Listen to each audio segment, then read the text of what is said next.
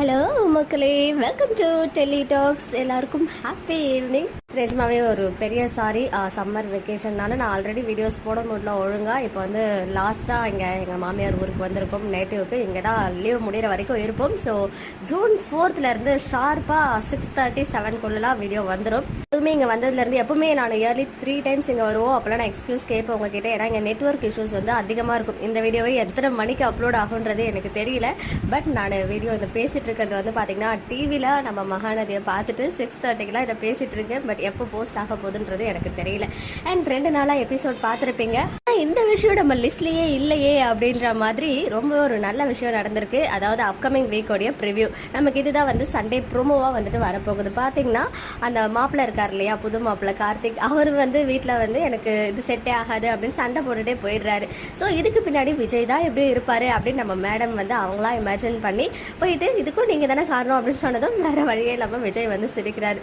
இந்த சீன் பார்க்கும்போது குஷிப்படுத்துகிற எல்லாத்துக்கும் நம்ம ஜோதிகா வந்து ஃபர்ஸ்ட் என்ன நடந்துச்சுன்னே தெரியாமல் பேசிட்டு அப்புறம் சாரி கேட்பாங்க இல்லையா, அந்த விஷயம் தான் ஞாபகம் வந்துச்சு.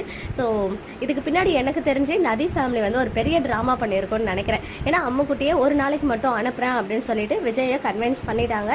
ஸோ அம்மா அங்கே போயிட்டு இருக்கும்போது ஏதோ ஒரு சம்பவம் வந்து அங்கே நடக்குது போல். அண்ட் நான் கூட அந்த ஃபோட்டோ வச்சு ஒரு பெரிய இம்பாக்ட் கிரியேட் ஆகும் அப்படின்னு பார்த்தேன்.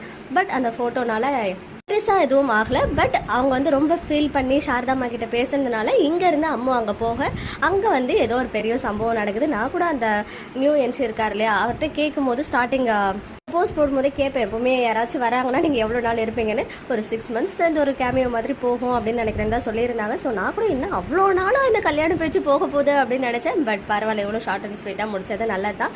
அதையும் மீறி காவேரி போயிட்டு மறுபடியும் ஏதாவது பேசி கன்வின்ஸ் பண்ணி மேரேஜ் வரைக்கும் போகுமா, அதுக்கப்புறம் நம்ம விக்காவுடைய மேரேஜ் நடக்குதா, இல்லை இப்படியே இந்த சாப்டர் க்ளோஸ் பண்ணிவிட்டு புதுசாக ஃப்ரெஷ்ஷாக ஸ்டார்ட் பண்ணுறாங்களா அப்படின்றதுல நம்ம டீம் கையில் மட்டும்தான் இருக்குது. ஸோ சண்டே ப்ரோமோ என்னவா இருக்கும் கெஸ் பண்ணுங்கள். முடிஞ்சால் நாளைக்கு ஏதாச்சும் அப்டேட் வந்துச்சுன்னா உங்கள் கூட ஷேர் பண்ணுறேன். எல்லாருக்கும் ஹாப்பி வீக்கெண்ட், நல்லா என்ஜாய் பண்ணுங்கள். அண்ட் ஏதாச்சும் ஐடிஸ் பிளாக் பண்ணணும்னா நீங்கள் கமெண்ட் பண்ணுங்கள். நான் இந்த வீடியோவில் பார்த்துட்டு இமீடியட்டாக நான் முடிஞ்ச வரைக்கும் ட்ரை பண்ணுறேன்.